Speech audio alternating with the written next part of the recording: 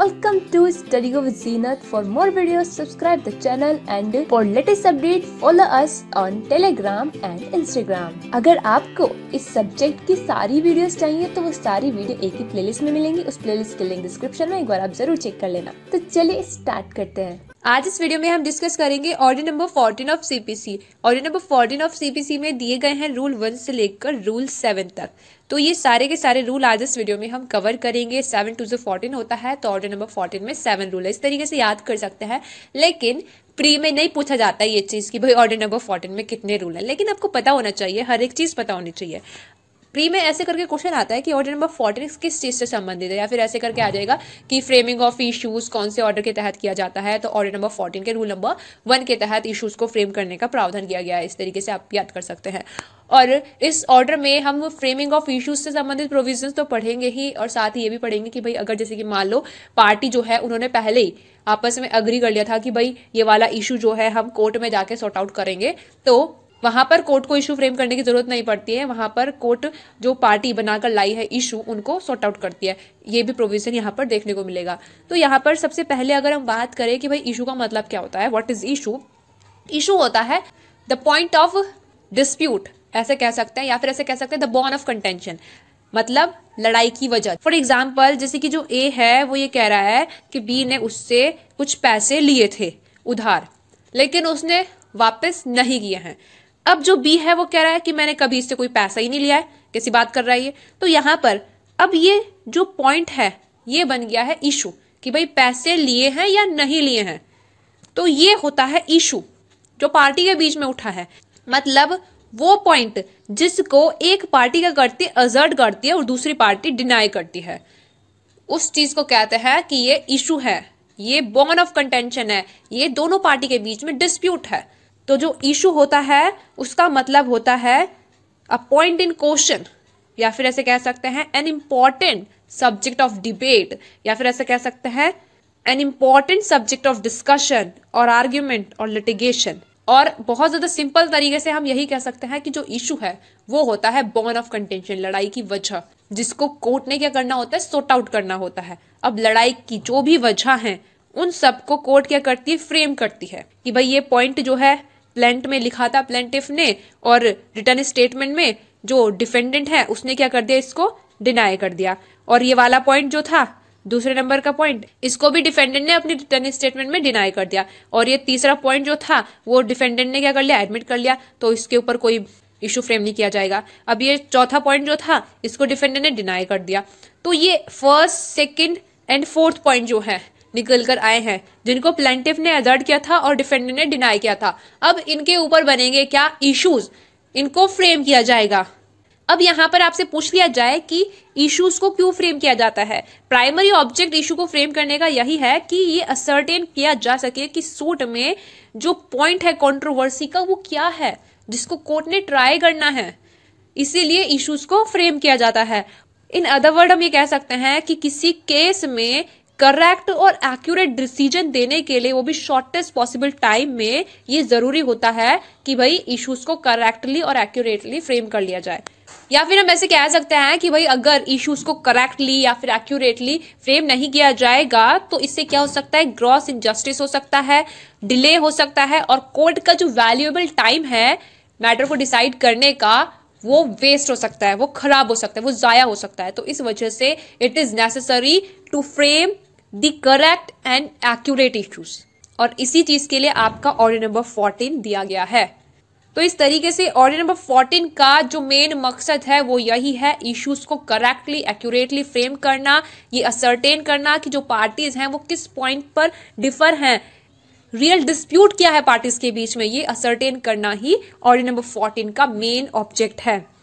अब यहाँ पर हमने आपको ऑर्डर नंबर 14 का ओवरव्यू दे दिया है। अब बारी बारी से हम सारे के सारे रूल ऑर्डर नंबर 14 के कवर करेंगे। तो सबसे पहले रूल नंबर 1 की अगर हम बात करें तो यहाँ से प्री में ये सवाल आता है कि फ्रेमिंग ऑफ इश्यूज कहाँ पर दिया गया है। तो ये दिया गया ऑर्डर नंबर 14 के रूल नंबर 1 में, ये ऑप्शन में रहता है, इसको टिक लगाना है। तो ये आपने हमेशा ध्यान रखना है कि ये आपका प्री में आता है। और यहाँ पर अगर हम आपको बताएं कि मेंस में ऑर्डर नंबर 14 से क्या क्वेश्चन बनते हैं, ऑर्डर नंबर 14 से कोई क्वेश्चन नहीं बनता है। अगर मैं ये कहूं तो इसका मतलब ये नहीं है कि आप वीडियो छोड़ के भाग जाए। ऑर्डर नंबर 14 से इतना भयंकर क्वेश्चन बनता है कि आपके तोते उड़ जाएंगे। क्वेश्चन ऐसा करके बनता है कि जैसे कि मैंने आपको पढ़ाया था ना, ऑर्डर नंबर 10 से लेकर ऑर्डर नंबर 13 तक के प्रोविजन हमने डिस्कस किए। तो जितने भी ऑर्डर हमने डिस्कस किए तो वो सारे के सारे आपके ऑर्डर नंबर 14 के तहत इश्यूज को फ्रेम करने के लिए यूजफुल होता है। तो यहाँ पर ये सारे ऑर्डर जो हैं ऑर्डर नंबर 14 तक, ये सारे ऑर्डर आपको इतने अच्छे से पढ़ने हैं, क्योंकि क्वेश्चन इस तरीके से आता है ना आपका मेंस में कि भाई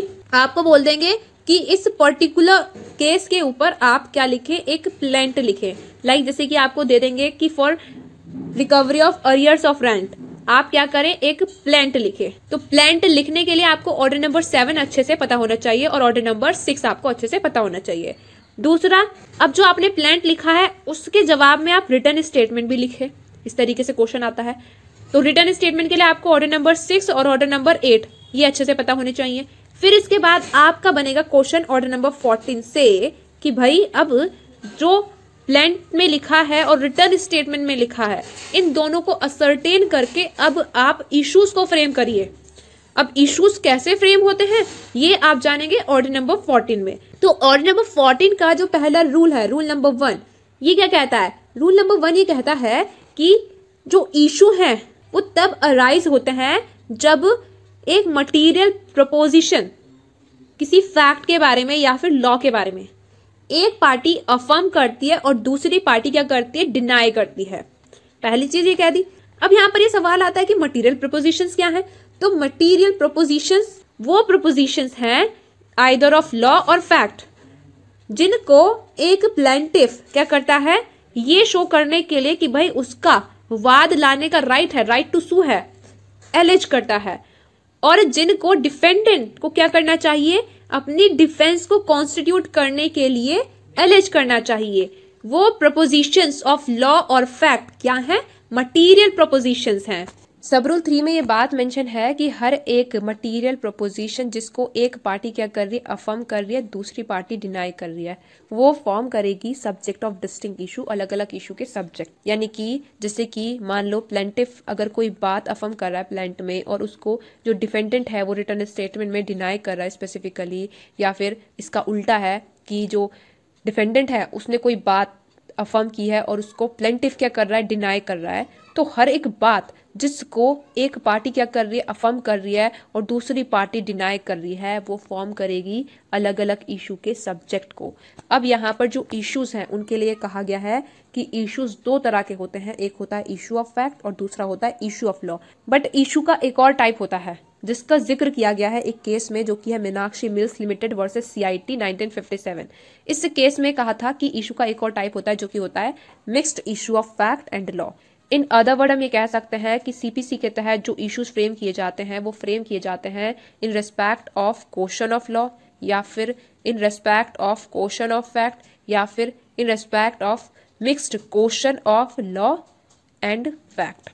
ऐसा कह सकते हैं। बेसिकली अगर आपसे ये पूछ लिया जाए कि क्वेश्चन ऑफ लॉ और क्वेश्चन ऑफ फैक्ट, इन दोनों में डिफरेंस क्या है, यहाँ पर जो क्वेश्चन ऑफ लॉ होते हैं वो प्योरली रिलेटेड होते हैं विद लॉ,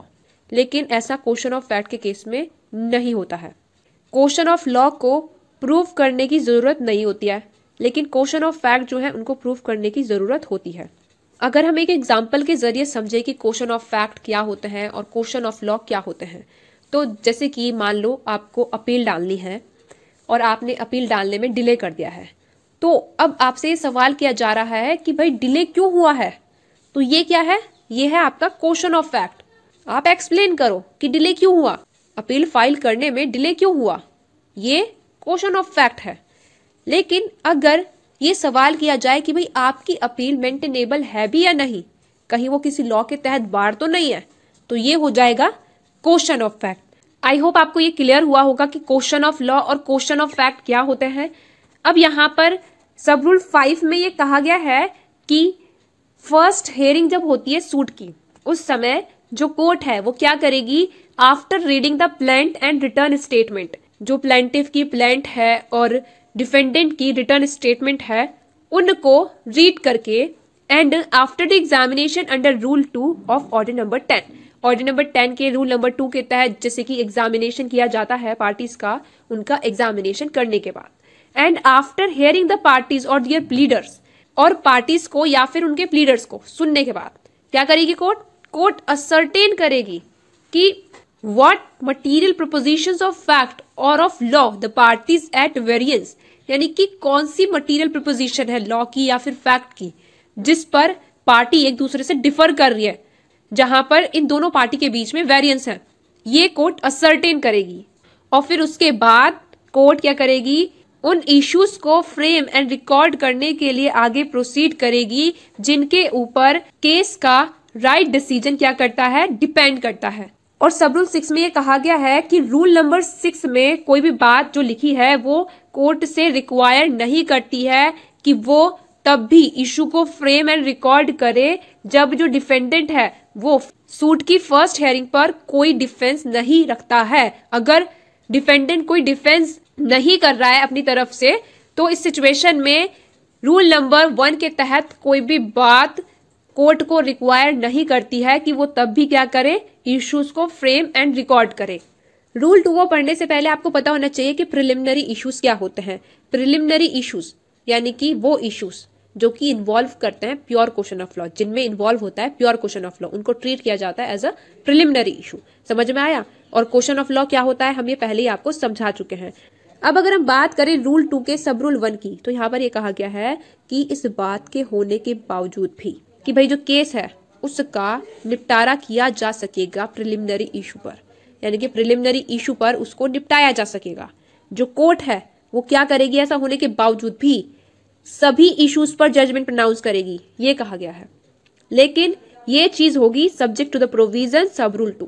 यानी कि सब रूल 2 जो अब हम पढ़ेंगे उसके अधीन रहते हुए ये चीज की जाएगी। तो सब रूल 2 क्या कहता है? सब रूल 2 में ये बात मेंशन है कि अगर एक ही सूट में, सेम ही सूट में issue of law and issue of fact दोनों के दोनों अराइज हो जाते हैं और कोर्ट का ये ओपिनियन है कि जो केस है या फिर उसका कोई पार्ट है केस का, उसको इशू ऑफ लॉ के आधार पर ही क्या किया जाना चाहिए, डिस्पोज ऑफ किया जाना चाहिए। तो अगर जो इशू है वो किससे संबंधित है, कोर्ट के जुरिस्डिक्शन से, कि भाई कोर्ट का जुरिस्डिक्शन है या नहीं, या फिर इस चीज से संबंधित है कि जो सूट है वो किसी लॉ के द्वारा जो कि for the time being enforcement में है, बार है या नहीं।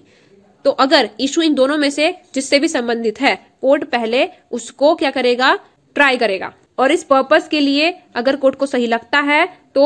अदर इश्यूज जो हैं उनके सेटलमेंट को कोर्ट क्या कर देगा, पोस्टपोन कर देगा, जब तक कि जो इशू ऑफ लॉ है उनको वो डिटरमाइन ना कर ले, and may deal with the suit in accordance with the decision on that issue. अब इन इश्यूज के ऊपर जो भी डिसीजन आता है उसके अकॉर्डिंग आगे कोर्ट क्या करेगा, फिर डील करेगा। अब यहाँ पर रूल नंबर 3 की अगर हम बात करें तो सबसे पहले ये चीज आप हमेशा ध्यान रखना कि इश्यूज कौन फ्रेम करता है, कोर्ट। ठीक है, इश्यूज कौन फ्रेम करता है, कोर्ट फ्रेम करती है इशू, क्योंकि ये प्री में पूछा जा चुका है कि सिविल सूट में इश्यूज को कौन फ्रेम करता है, इश्यूज को फ्रेम करता है कोर्ट। अब यहाँ पे रूल नंबर 3 में ये कहा गया है कि कौन से मटेरियल से इश्यूज को फ्रेम किया जा सकता है, यानी कि कोर्ट किन मटेरियल से, किन चीजों से इश्यूज को फ्रेम कर सकती है। तो यहाँ पर ये 3 चीजें बताई गई हैं जो कि इंपॉर्टेंट है और प्री में पूछी जाती हैं। क्वेश्चन में दे देंगे कि भाई निम्न चीजों में से कौन सी चीज ऐसी है जो कि कोर्ट को हेल्प करती है इशू को फ्रेम करने में। तो ये तीनों पॉइंट आपने अच्छे से ध्यान रखने हैं कि जो कोर्ट है वो उन एलिगेशन से इश्यूज को फ्रेम कर सकती है जो कि ओथ पर पार्टीज के द्वारा की गई हैं या फिर उस पर्सन के द्वारा की गई हैं जो कि वहां पर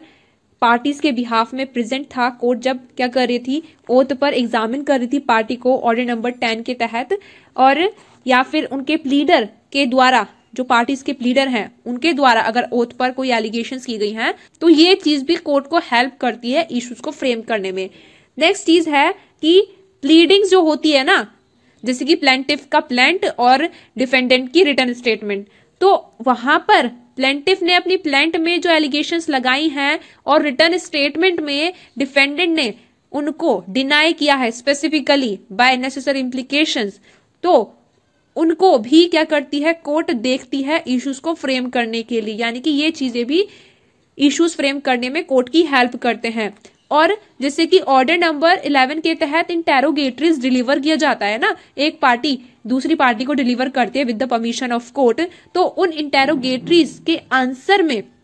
जो एलिगेशंस होती हैं और इंटेरोगेटरीज में जैसे कि एलिगेशन लगाई है, फिर आंसर में उन एलिगेशंस को डिनाई किया गया है, तो जो भी है, ठीक है, इनको भी कोर्ट क्या करती है, देखती है फॉर फ्रेमिंग इश्यूज, यानी कि ये चीजें भी कोर्ट को मदद करती है इश्यूज को फ्रेम करने में। तीसरी चीज हो गई वो डॉक्यूमेंट जो कि दोनों पक्षकार क्या करते हैं, प्रोड्यूस करते हैं कोर्ट में, तो उनके कंटेंट जो है वो भी कोर्ट को हेल्प करते हैं इश्यूज को फ्रेम करने में। ये कहा गया है रूल नंबर 3 में। रूल नंबर 3 अच्छे से ध्यान रखना है, प्री में बहुत पूछा जाता है। रूल नंबर 4 में ये कहा गया है कि अगर कोर्ट का ये ओपिनियन है, कोर्ट की ये राय है कि जब तक कि कोई पर्सन जो कि कोर्ट हाउस में प्रेजेंट नहीं है उसको एग्जामिन ना कर लिया जाए, या फिर जब तक कि कोई पर्टिकुलर डॉक्यूमेंट जो कि कोर्ट में सूट में प्रोड्यूस नहीं किया गया है उसको कोर्ट क्या ना कर ले, इंस्पेक्ट ना कर ले, जब तक कि उसका वो इंस्पेक्शन ना कर ले तब तक क्या नहीं किया जा सकता है, इश्यूज को करेक्टली फ्रेम नहीं किया जा सकता है। तो इस सिचुएशन में इश्यूज को फ्रेम करने के लिए जो कोर्ट है वो डे एडजर्न कर देगी उस दिन के लिए, जो कि 7 दिन से ज्यादा के बाद का नहीं होगा।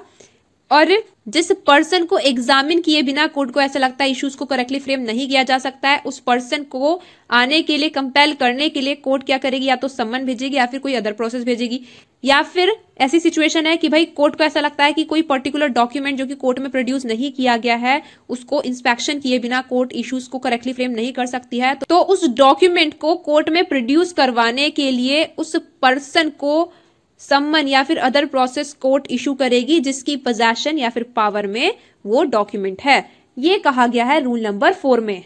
रूल नंबर 5 से प्री में क्वेश्चन आता है कि भाई कोर्ट को जो पावर है ना इश्यूज को अमेंड करने की, एडिशनल इशू को ऐड करने की और इश्यूज को स्ट्राइक आउट करने की, ये कहां पर दी गई है, तो ये आपका आंसर रहेगा इसका ऑर्डर नंबर 14 के रूल नंबर 5 में। तो ये आप हमेशा ध्यान रखना क्योंकि डायरेक्ट क्वेश्चन आता है, इसको टिक कर लेना अपने डायरेक्ट में। तो यहाँ पर रूल नंबर 5 में ये कहा गया है कि जो कोर्ट है वो डिक्री पास किए जाने से पहले किसी भी समय क्या कर सकती है,